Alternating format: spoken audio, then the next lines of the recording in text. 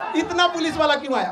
इससे पहले जब दरोगा का रिजल्ट हुआ था तो लगभग 20-25 जीप से वो लोग आए थे लोग, और पूरा ये स्टेज दरोगा से भर गया था। तो मोहल्ला वाले लोग डर गए कि लगता है खान सर के ऊपर छापा उपा पड़ गया है, इतना पुलिस वाला आया उठा ले जाएगा यहाँ पे। बाद में पता चला कि मिलने आया था लोग यहाँ। तो ये सारे लगभग 12,000 से ज्यादा बच्चे हैं और ये अभी एक हॉल में बैठे हैं। उद्देश्य यही है, इन लोग के जैसे हजारों लाखों बच्चे तैयारी कर रहे हैं, जो पेपर लीक हो जाता है ऐसे न जाने कितने गरीब मिडिल क्लास के बच्चों का सपना तोड़ दिया जाता है।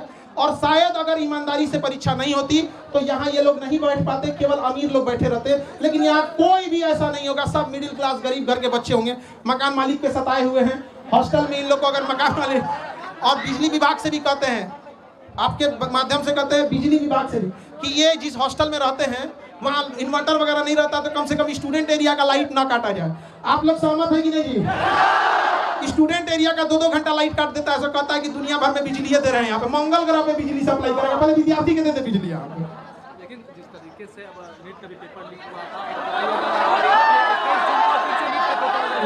नीट परीक्षा के लिए इनका कहना है, तो कुछ पत्रकार हम टीचरों को कोई कह रहे हैं कि हम लोग के पास पता नहीं क्या बुद्धि वगैरह का, उनका कहना है कि हम लोग के पास इतना बुद्धि नहीं है। अजीब हाल है।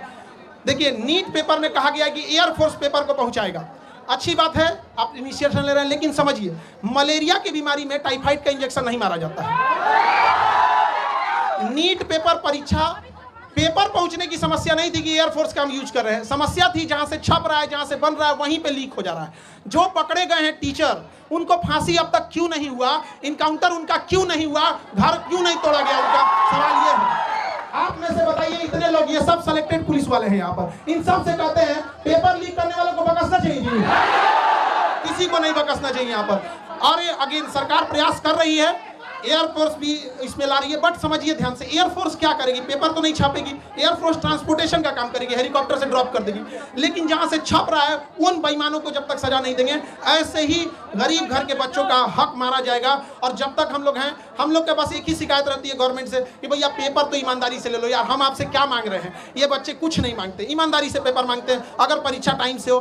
देखिए, अभी एनटीए को गरिया रहे थे लोग, एनटीए का एक अफसर है, वो कह रहा है कि पेपर लीक नहीं हुआ है, कुछ क्वेश्चन बाहर आ गए हैं। ये अगर हॉस्पिटल में रहता तो कहता है मरीज मरा नहीं है, सांसें बंद हो गई हैं।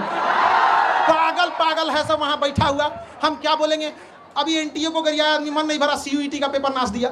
बताइए एक बच्चे के मनोबल पर कितना बुरा असर पड़ेगा, हम लोग परेशान हो जाते हैं। और पत्रकार में कुछ लोग कहते हैं कि हम लोग, शिक्षक लोग को कुछ आता नहीं, पढ़ा के पसीना से कपड़ा भीग जाता है। यहाँ पे जितना पसीना ये लोग बहाते हैं उतना साथ में हम लोग भी बहाते हैं। ये बैठ के पढ़ते हैं, हम लोग खड़ा होकर पढ़ाते हैं यहाँ पर। लेकिन अगर कोई पेपर लीक कर देता है ना, बताइए कैसे बर्दाश्त? ये एसी में रहने वाले को नहीं पता चलेगा कि इन बच्चों का पूरा चेहरा देखिए, पढ़ते पढ़ते भीग जाते हैं पसीना से, लेकिन कोई सुनने वाला इनका नहीं है।